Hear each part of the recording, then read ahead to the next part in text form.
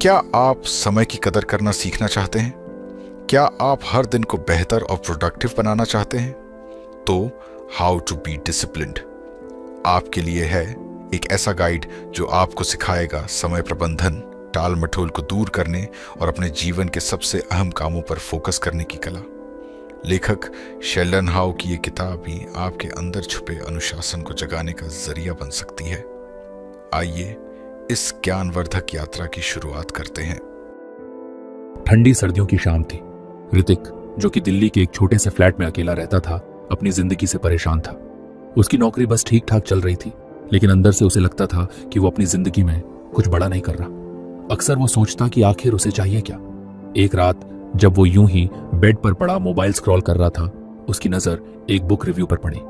किताब का नाम था हाउ टू बी डिसिप्लिन्ड और लेखक का नाम था शेल्डन हाउ। क्या फालतू टॉपिक है, उसने खुद से कहा, लेकिन अंदर कहीं उसे लगा कि शायद यही वो किताब है जिसकी उसे जरूरत है। उसने तुरंत किताब ऑनलाइन ऑर्डर कर दी। 3 दिन बाद किताब उसके हाथ में थी। ऋतिक ने सोचा, चलो देख ही लेते हैं, आखिर ये बुक इतनी पॉपुलर क्यों है। वो बुक लेकर अपने बालकनी में चला गया। ठंडी हवा चल रही थी और चाय का कप उसकी टेबल पर रखा था। उसने बुक खोली और पहला चैप्टर पढ़ना शुरू किया। पहले चैप्टर का नाम था सेट क्लियर गोल्स। किताब पढ़ते ही ऋतिक को ऐसा लगा जैसे कोई उसे आईना दिखा रहा हो। उसमें लिखा था, स्पष्ट और प्राप्त करने योग्य लक्ष्य स्थापित करना अनुशासन का मूलभूत है। Goals provide direction and motivation, making it easier to stay focused and measure progress. Hrithik को समझ नहीं आया कि ये इतनी सिंपल सी बात उसे अब तक समझ क्यों नहीं आई थी। वो अक्सर बड़े बड़े सपने देखता था। एक दिन अपनी कंपनी शुरू करूंगा या डिजिटल मार्केटिंग में एक्सपर्ट बनूंगा, लेकिन कभी उसने अपने गोल्स को डिटेल में प्लान नहीं किया था। उसने किताब के अगले पैराग्राफ पर नजर डाली।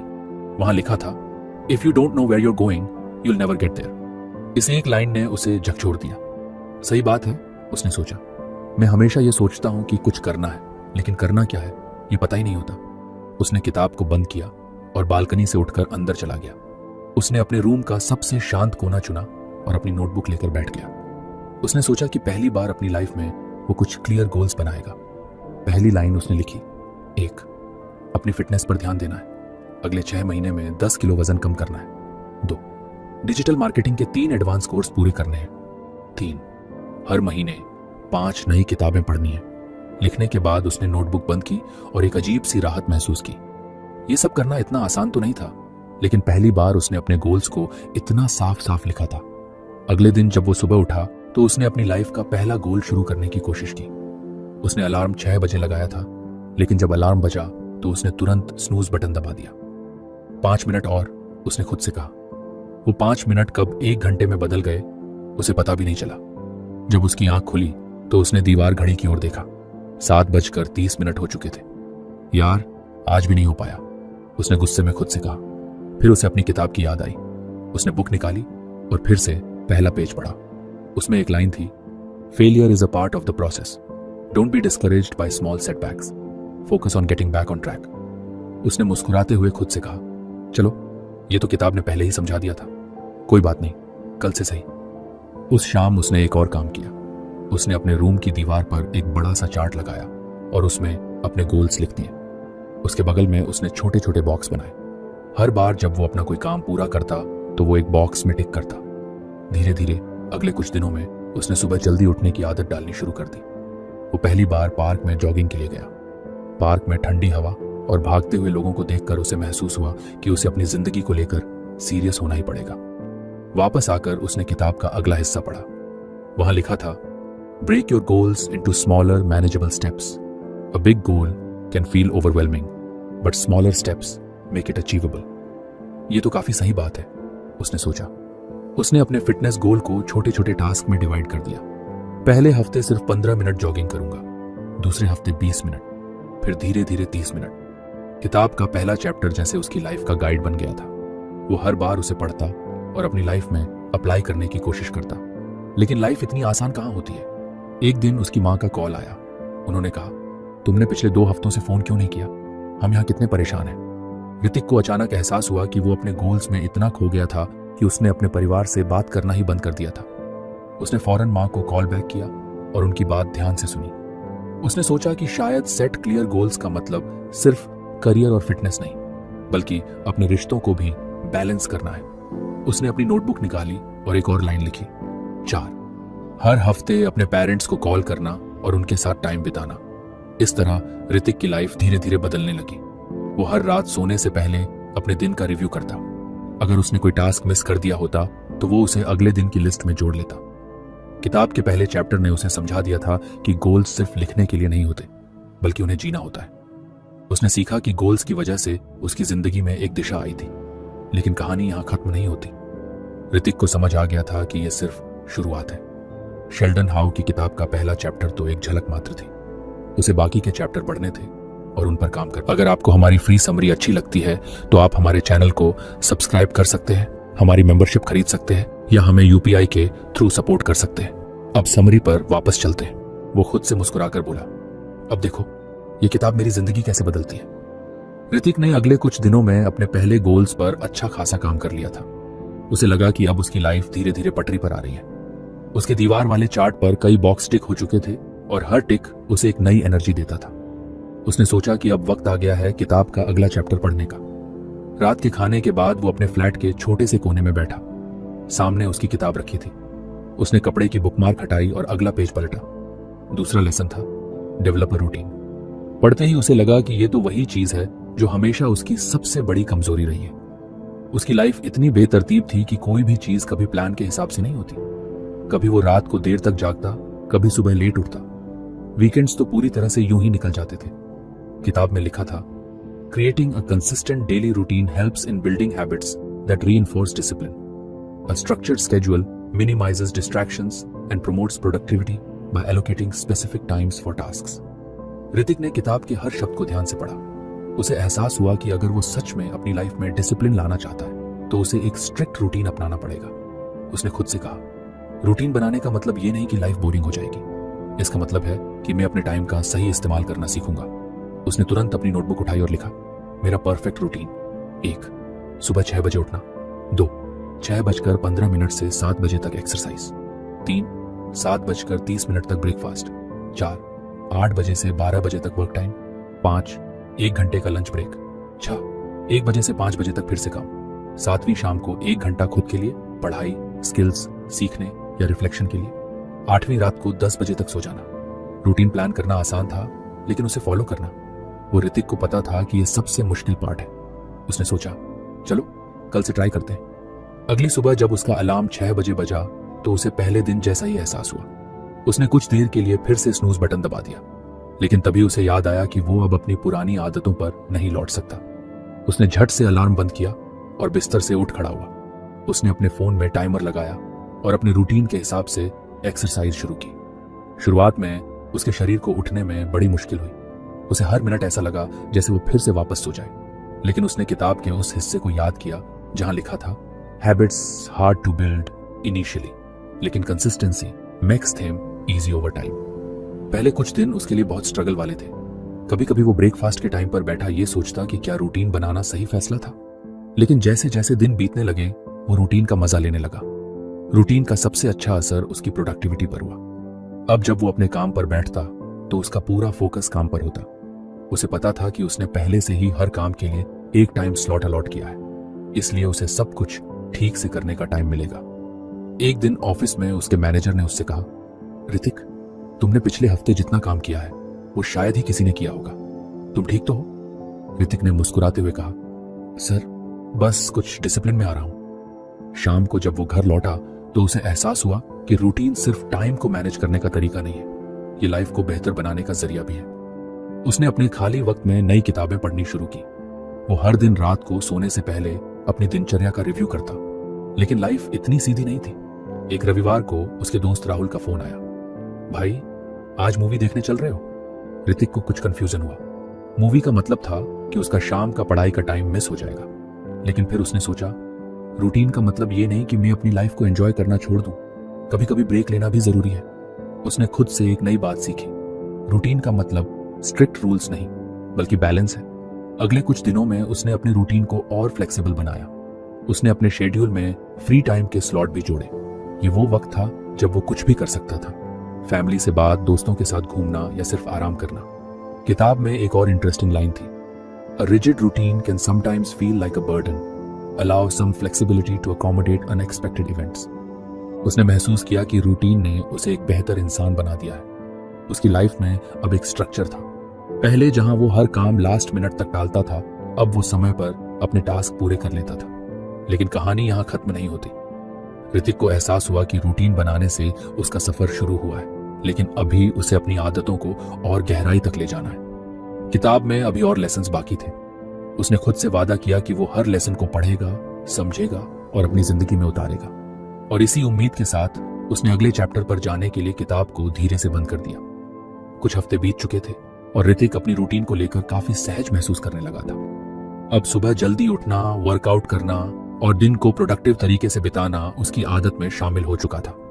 लेकिन जिंदगी हमेशा सरल रास्ते पर नहीं चलती। एक दिन ऑफिस के बाद वो थक कर घर आया और उसने सोचा कि कुछ आराम किया जाए। उसने टीवी चालू किया और सीरियल देखते देखते अनजाने में 3 घंटे बर्बाद कर दिए। जब रात को उसने दीवार पर लगे अपने चार्ट को देखा तो वो शर्मिंदगी महसूस कर उसने खुद से कहा, यार इतना अच्छा चल रहा था सब कुछ, और आज फिर से वही पुरानी आदतों पर लौट आया। उसी रात उसने किताब निकाली और अगले चैप्टर पर पहुंच गया। तीसरे लेसन का नाम था एम्ब्रेस सेल्फ कंट्रोल। किताब की पहली लाइन ने ही उसे अंदर तक झकझोर दिया। उसमें लिखा था, सेल्फ कंट्रोल आवश्यक है ताकि प्रलोभ और विचलन को दूर किया जा सके।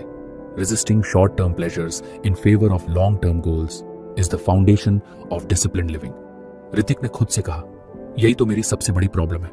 मैं हमेशा शॉर्ट टर्म प्लेजर के पीछे भागता हूं, चाहे वो घंटों सोशल मीडिया स्क्रॉल करना हो या कुछ भी ऐसा करना जो मेरे बड़े गोल्स के खिलाफ है। किताब में एक और इंटरेस्टिंग बात लिखी थी, distractions are everywhere and they often disguise themselves as harmless breaks, but every small temptation adds up to derail your progress. Hrithik ने अगले ही दिन से अपने अंदर सेल्फ कंट्रोल लाने की ठान ली। उसने सबसे पहले अपने सबसे बड़े डिस्ट्रैक्शन की पहचान की, उसका मोबाइल।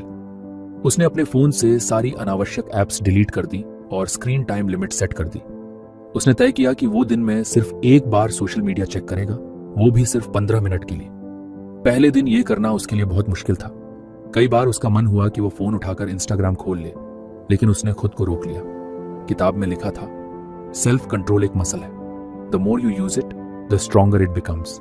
ये लाइन उसके लिए गाइड की तरह बन गई। उसने महसूस किया कि सेल्फ कंट्रोल लाने का मतलब ये नहीं है कि वो हर चीज से खुद को दूर कर ले। इसका मतलब ये है कि वो अपनी प्रायोरिटीज को समझे और जो उसके गोल्स के खिलाफ है उसे ना कहना सीखे।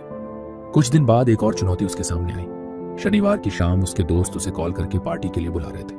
वो जानता था कि अगर वो गया तो पूरी रात पार्टी में निकल जाएगी और अगले दिन सुबह उठकर वर्कआउट करने का कोई चांस नहीं रहेगा। उसने खुद से सवाल किया, क्या मुझे जाना चाहिए या मुझे अपने लॉन्ग टर्म गोल्स पर फोकस करना चाहिए? किताब की एक और लाइन उसे याद आई, हर बार जब आप एक तमन्ना का विरोध करते हैं तो आप एक कदम और करीब आते हैं बनने के लिए जिस व्यक्ति को आप बनना चाहते हैं। ऋतिक ने आखिरकार पार्टी में ना जाने का फैसला किया। उसने दोस्तों से माफी मांगी और उन्हें समझाया कि वो इस वक्त अपनी लाइफ पर काम कर रहा है। हालांकि ये करना उसके लिए आसान नहीं था। मन में कहीं उसे ये भी लगा कि शायद दोस्त उसे अब बोरिंग कहेंगे। लेकिन अगले दिन सुबह जब वो समय पर उठा और अपनी दिनचर्या फॉलो की तो उसे अपनी इस जीत पर गर्व महसूस हुआ। एक दिन जब वो शाम को किताब पढ़ रहा था, उसने उसमें लिखा देखा, discipline is choosing between what you want now and what you want most. उसने महसूस किया कि सेल्फ कंट्रोल सिर्फ बड़ी चीजों में नहीं बल्कि छोटी छोटी आदतों में भी जरूरी है। उसने ठान लिया कि वो अपनी लाइफ के हर छोटे पहलू में इसे लागू करेगा। उदाहरण के लिए, जब वो ऑफिस में लंच के बाद मीठा खाने की आदत बना चुका था, उसने उसे छोड़ने का फैसला किया। पहली बार जब उसने अपने फेवरेट गुलाब जामुन को देखा और खुद से कहा, नहीं, ये मेरे फिटनेस गोल के खिलाफ है, तो उसे महसूस हुआ कि सेल्फ कंट्रोल कितना मुश्किल लेकिन जरूरी है। किताब में आगे लिखा था, the key to mastering self control is to remind yourself of your bigger goals whenever a temptation arises. Hrithik ने इस सलाह को अपने दिमाग में फिट कर लिया। उसने हर उस चीज को अपने सामने रखना शुरू कर दिया जो उसे उसके बड़े गोल्स की याद दिलाए। उसकी नोटबुक, दीवार पर लगे चार्ट और उसकी खुद की journey, all these became his motivators. धीरे धीरे उसकी इच्छाओं पर काबू पाने की ताकत बढ़ने लगी। अब जब भी उसे कोई डिस्ट्रैक्शन दिखता, वो खुद से एक ही सवाल करता, क्या ये मुझे मेरे बड़े गोल्स के करीब ले जाएगा या दूर करेगा? कुछ हफ्तों बाद उसके ऑफिस में एक और चैलेंज आया। कंपनी ने एक नया प्रोजेक्ट दिया जिसमें उसे देर रात तक काम करना होता। पहले वो हमेशा ऐसे हालात में बहाने ढूंढता कि प्रोजेक्ट कैसे टाला जाए, लेकिन अब उसने सेल्फ कंट्रोल के साथ अपने समय को मैनेज करना सीखा। उसने अपने रूटीन को कुछ बदला ताकि प्रोजेक्ट के साथ साथ उसकी बाकी आदतें भी बनी रहें। ऋतिक को एहसास हुआ कि सेल्फ कंट्रोल सिर्फ डिस्ट्रैक्शंस को इग्नोर करने के लिए नहीं, बल्कि मुश्किल परिस्थितियों में खुद को बेहतर तरीके से संभालने के लिए भी जरूरी है। किताब के इस लेसन ने उसकी लाइफ का एक और दरवाजा खोल दिया था। उसने महसूस किया कि जो लोग अपनी छोटी छोटी इच्छाओं को कंट्रोल करना सीख जाते हैं वही बड़ी बड़ी चीजें अचीव कर पाते हैं। और इस तरह ऋतिक ने अपनी जर्नी को और आगे बढ़ाने का फैसला किया। उसने खुद से कहा, अभी तो सिर्फ शुरुआत हुई है, ये किताब मुझे और कितना सिखाएगी, मैं इसका इंतजार नहीं कर सकता। अगली रात उसने किताब के अगले चैप्टर पर जाने के लिए उसे धीरे से बंद कर दिया। ऋतिक की जिंदगी धीरे धीरे बदल रही थी। रूटीन और सेल्फ कंट्रोल के लेसन्स को उसने अपनी लाइफ का हिस्सा बना लिया था। हर दिन उसके भीतर एक नई एनर्जी और मोटिवेशन होती थी, लेकिन फिर भी कुछ ऐसा था जो उसे खटक रहा था। कई बार जब वो काम करता तो उसका मन भटकने लगता। वो एक काम में लगा होता और तभी अचानक किसी पुराने पल की याद आ जाती या भविष्य की चिंता उसके दिमाग में घूमने लगती।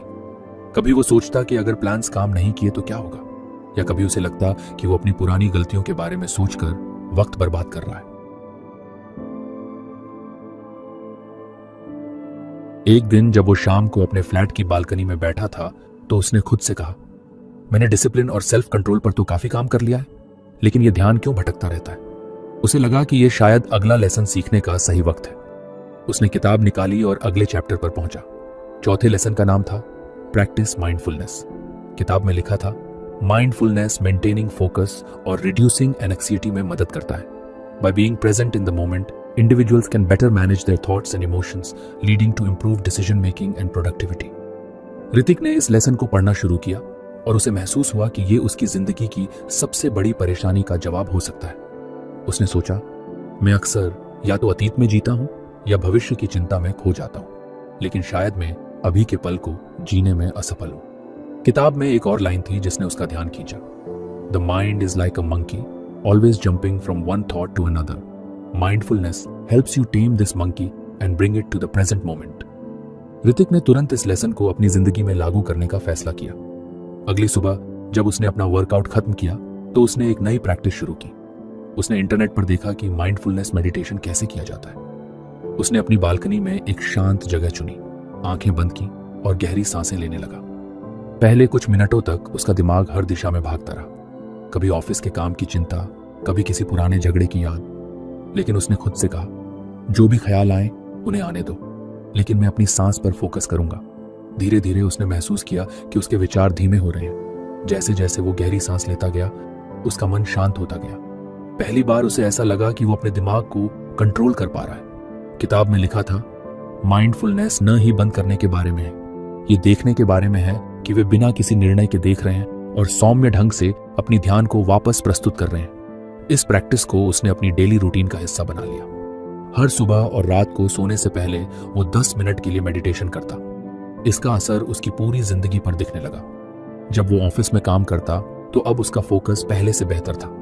अगर उसका ध्यान भटकता तो वो कुछ पल के लिए गहरी सांसें लेता और खुद को वापस काम पर फोकस करने के लिए तैयार करता। एक दिन ऑफिस में एक बड़ा प्रोजेक्ट मिला। टीम लीड ने सभी को बताया कि ये काम बहुत मुश्किल होगा और डेडलाइन भी कड़ी है। ऋतिक की टीम के लोग परेशान हो गए, लेकिन उसने खुद को शांत रखा।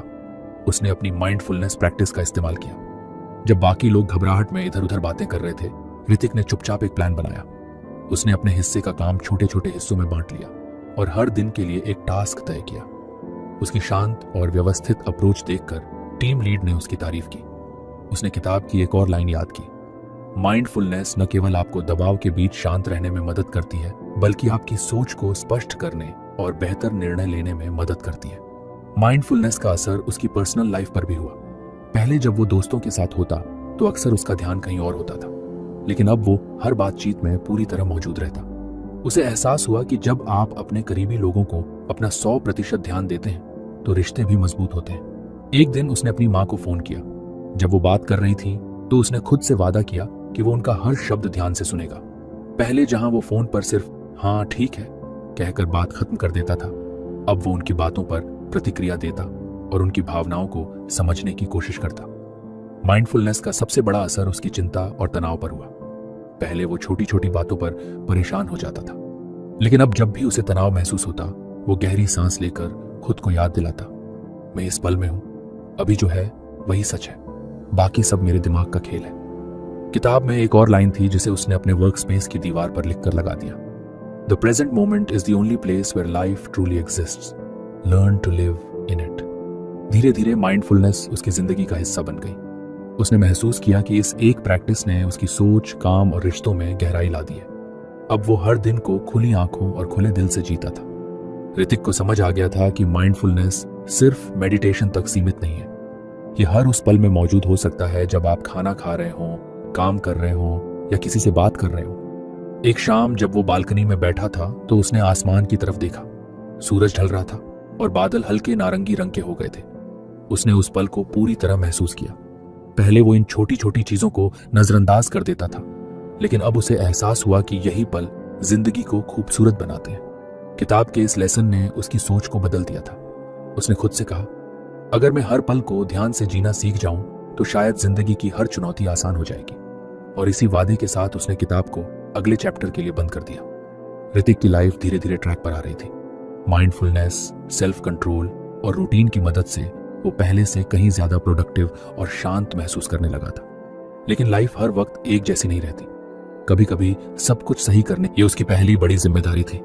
उसने पूरी प्लानिंग कर रखी थी, हर छोटी डिटेल पर ध्यान दिया, अपने टीम मेंबर्स के साथ डिस्कशन किया और तय समय पर काम खत्म करने का पूरा भरोसा था। लेकिन जैसे जैसे डेडलाइन करीब आई, चीजें बिगड़ने लगी। टीम के कुछ लोग अपनी डेडलाइन मिस करने लगे और ऋतिक का खुद का काम भी पीछे छूटने लगा। उसने जितनी मेहनत की उससे कई गुना ज्यादा दबाव महसूस किया। डेडलाइन के दिन प्रोजेक्ट अधूरा ही रह गया। उसके मैनेजर ने उसे अपने केबिन में बुलाया और नाराजगी जताई। ऋतिक को खुद पर बहुत गुस्सा आया। उसने सोचा, मैंने इतनी मेहनत की फिर भी असफल हो गया, शायद मैं इस काम के लिए बना ही नहीं हूं। उस शाम वो घर आकर बालकनी में बैठा। ऐसा लग रहा था जैसे सारी मेहनत बेकार हो गई हो। उसने किताब को उठाया और अगले चैप्टर पर गया। 5वें लेसन का नाम था लर्न फ्रॉम फेलियर्स। पहली ही लाइन ने ऋतिक को सोचने पर मजबूर कर दिया। Failure is not the end, it's a stepping stone to success. Discipline involves learning from setbacks rather than being discouraged by them. किताब आगे कहती थी, हर असफलता एक सबक ले जाती है। It's up to you to find it and use it to grow stronger. Hrithik ने किताब को एक पल के लिए बंद किया और सोचा, क्या मैं अपनी असफलता से सीख सकता हूं? क्या यह वाकई एक मौका है खुद को बेहतर बनाने का? अगले कुछ दिनों तक उसने अपने प्रोजेक्ट पर ध्यान से रिव्यू किया। उसने सोचा कि क्या क्या गलत हुआ था। उसने पाया कि उसने कुछ छोटी छोटी गलतियों पर ध्यान नहीं दिया था। उदाहरण के लिए टीम के साथ नियमित चेक इन करना भूल गया था और कई बार खुद ही काम संभालने की कोशिश की, बजाय इसे सही तरीके से डेलीगेट करने के। किताब में लिखा था, failures often happen because of overlook details. Reflect on your mistakes, not to blame yourself but to improve. Hrithik ने अपनी गलतियों को स्वीकार किया। उसने खुद से वादा किया कि अगली बार वो बेहतर तरीके से तैयारी करेगा। लेकिन साथ ही उसने खुद को याद दिलाया कि एक प्रोजेक्ट में फेल होना उसकी पूरी काबिलियत पर सवाल नहीं उठाता। उसने खुद को मोटिवेट करने के लिए किताब में लिखी एक और लाइन दोहराई, failure is a detour not a dead end, it's a chance to refine your strategy and come back stronger. अगले हफ्ते ऑफिस में एक और प्रोजेक्ट आया। ऋतिक ने तुरंत अपनी गलतियों से सीखी बातों को लागू करना शुरू कर दिया। उसने टीम के साथ बेहतर कम्युनिकेशन बनाए रखा और हर छोटे मोटे प्रॉब्लम को शुरुआत में ही सुलझा लिया। धीरे धीरे उसे एहसास हुआ कि असफलता से डरने के बजाय उसे इसे एक चुनौती के रूप में देखना चाहिए। उसने महसूस किया कि हर असफलता के पीछे एक सीख छिपी होती है। एक और घटना ने उसे इस लेसन को और गहराई से समझने का मौका दिया। वो पिछले कुछ हफ्तों से सुबह जल्दी उठने की अपनी आदत को फॉलो कर रहा था, लेकिन एक दिन देर रात तक जागने के कारण वो सुबह उठने में फेल हो गया। उसने सोचा, क्या मैं फिर से अपनी पुरानी आदतों में लौट रहा हूं? पहले वो खुद को कोसता, लेकिन अब उसने किताब की सलाह को अपनाया। उसने खुद से कहा, यह सिर्फ एक दिन की बात है, मैं कल से फिर से अपनी रूटीन पर लौट सकता हूं। किताब में लिखा था, discipline is not about being perfect every day, it's about bouncing back after setbacks. उसने अगले दिन अलार्म बजने पर उठने का पूरा प्रयास किया और अपनी रूटीन को फिर से पकड़ लिया। ऋतिक ने महसूस किया कि असफलता से निपटने का सबसे अच्छा तरीका है उसे स्वीकार करना, उससे सीखना और आगे बढ़ना। उसने अपने चार्ट पर एक नया सेक्शन जोड़ा, सीखे गए पाठ। हर बार जब भी वो किसी चीज में फेल होता तो वो वहां लिखता कि उसने उस अनुभव से क्या सीखा। कुछ हफ्तों बाद ऋतिक के मैनेजर ने उसे बुलाया उन्होंने कहा, ऋतिक, तुम्हारे काम में जबरदस्त सुधार आया है। वो प्रोजेक्ट जिसमें तुम फेल हुए थे उसकी वजह से तुमने बहुत कुछ सीखा है और ये सीख तुम्हारे हर काम में दिख रही है। ऋतिक मुस्कुराया। उसने महसूस किया कि असफलता उसे तोड़ने के बजाय उसे मजबूत बना रही थी। किताब में एक और बात लिखी थी, resilience is built through failures, the more you face setbacks the stronger you become. इस लेसन ने ऋतिक की सोच को पूरी तरह बदल दिया था। अब जब भी उसे किसी काम में असफलता मिलती तो वो घबराने या निराश होने के बजाय खुद से पूछता, इससे मुझे क्या सीखने को मिला। एक दिन जब वो अपने फ्लैट में बैठा था, उसने अपने पुराने दोस्तों को याद किया। वो दोस्त जो उसे कभी कभी लूजर कहकर चिढ़ाते थे जब वो किसी काम में फेल हो जाता था, लेकिन अब वो जानता था कि फेल होना कमजोरी नहीं है। उसने खुद से कहा, फेल होना जरूरी है, बिना फेल हुए मैं कभी सीख ही नहीं पाता। उस शाम उसने किताब को फिर से खोला। वो जानता था कि अगले चैप्टर में भी उसके लिए कुछ खास होगा, लेकिन इस बार उसने किताब को बंद करने से पहले आखिरी बार उस पेज को पढ़ा जो उसे बार बार याद दिला रहा था, failure is just another step on the path to success, keep stepping forward. और उसने खुद से वादा किया कि वो हर असफलता को गले लगाएगा और उससे सीखकर आगे बढ़ेगा। ऋतिक अब तक किताब के 5 लेसन्स को अपनी जिंदगी का हिस्सा बना चुका था। हर नया लेसन उसकी सोच को और बेहतर बनाता था। उसने खुद को बहुत बदलते हुए देखा था। पहले जो आदमी हर छोटी असफलता पर खुद को दोषी ठहराता था, वो अब खुद को सिखा चुका था कि गिरना जरूरी है और गिरकर उठना उससे भी ज्यादा। लेकिन अभी उसकी यात्रा पूरी नहीं हुई थी। किताब के आखिरी चैप्टर ने उसकी उत्सुकता को बढ़ा दिया। उसने किताब को फिर से खोला और ये वो शब्द था जो उसकी लाइफ में अब तक सबसे ज्यादा मायने रखता था। उसने महसूस किया कि उसके सारे प्रयास, चाहे वो अपने गोल सेट करना हो, रूटीन बनाना हो, माइंडफुलनेस अपनाना हो या असफलताओं से सीखना हो, सब कुछ तभी काम करता है जब वो लगातार बना रहे। किताब में लिखा था कि एक बार के प्रयास से कुछ नहीं बदलता। असली बदलाव तब आता है जब हम हर दिन छोटे छोटे कदम उठाते हैं और उन्हें निरंतर करते रहते हैं। ऋतिक ने सोचा कि कंसिस्टेंसी यानी निरंतरता उसके लिए सबसे मुश्किल रही है। कई बार वो एक दिन मेहनत करता और अगले दिन हार मान लेता। कई बार प्लान बनाता लेकिन उसे फॉलो नहीं कर पाता। उसे समझ आया कि शायद यही कारण था कि उसके कई सपने अधूरे रह गए थे। किताब में लिखा था, motivation gets you started but consistency keeps you going even on days when you don't feel like it. Showing up matters the most. Hrithik ने गहरी सांस ली। उसे समझ में आ गया कि कंसिस्टेंसी एक आदत है और इसे बनाने के लिए हर दिन मेहनत करनी होगी। उसने खुद से वादा किया कि वो अब हर दिन छोटा ही सही लेकिन एक कदम जरूर उठाएगा। अगले दिन उसने अपनी रूटीन को और सख्त बना दिया। सुबह जल्दी उठने के साथ उसने अपने दिन की प्लानिंग और डेडिकेशन को एक नया रूप दिया। उसने तय किया कि वो हर दिन 30 मिनट अपनी फिटनेस पर काम करेगा, भले ही वो कितना भी थका हुआ क्यों ना हो। उसने अपने काम में भी एक टाइम टेबल बनाया ताकि वो किसी भी डेडलाइन को मिस ना करे। शुरुआत में ये आसान नहीं था। कई बार ऐसा हुआ कि उसकी सुबह की अलार्म बजने के बाद वो बिस्तर में ही पड़ा रहा। कई बार ऐसा हुआ कि वर्कआउट के लिए तैयार होते वक्त उसे बहाने सूझने लगे, लेकिन हर बार उसने खुद को याद दिलाया, कंसिस्टेंसी सबसे जरूरी है। अगर आज हार मान ली तो कल ये और मुश्किल हो जाएगा। धीरे धीरे उसने महसूस किया कि ये छोटे छोटे कदम उसे एक नई दिशा में ले जा रहे हैं। एक दिन ऑफिस में उसके मैनेजर ने उसे एक बड़ा प्रोजेक्ट दिया। ये वही तरह का प्रोजेक्ट था जिससे कुछ महीने पहले वो फेल हो चुका था, लेकिन इस बार उसके अंदर डर के बजाय आत्मविश्वास था।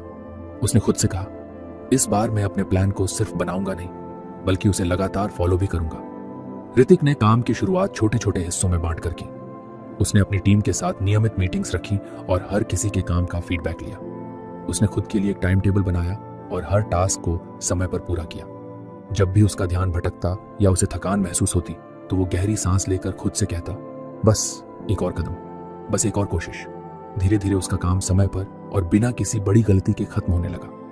उसकी टीम के लोग भी उसकी कंसिस्टेंसी से प्रेरित थे। डेडलाइन के दिन प्रोजेक्ट पूरा हो गया और उसका मैनेजर उसकी मेहनत और लीडरशिप की तारीफ करते नहीं थका। ऋतिक को एहसास हुआ कि कंसिस्टेंसी का असर सिर्फ उसके काम तक सीमित नहीं था, यह उसके हर पहलू में झलकने लगा। उसने अपनी फिटनेस पर भी इसी तरह काम करना जारी रखा। पहले जहां वो सिर्फ कुछ दिनों तक एक्सरसाइज करता था और फिर छोड़ देता था, अब वो हर दिन 30 मिनट खुद को समर्पित करता।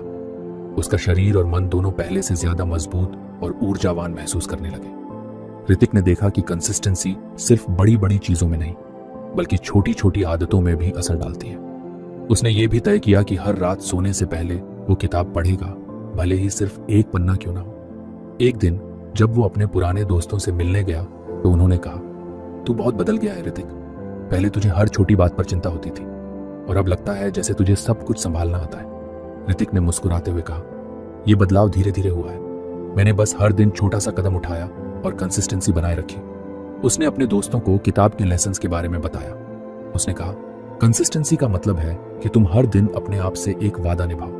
ये जरूरी नहीं कि तुम हर दिन परफेक्ट रहो, बस जरूरी है कि तुम हर दिन कोशिश करते रहो। उस रात जब वो घर लौटा तो उसने किताब का आखिरी पन्ना पढ़ा।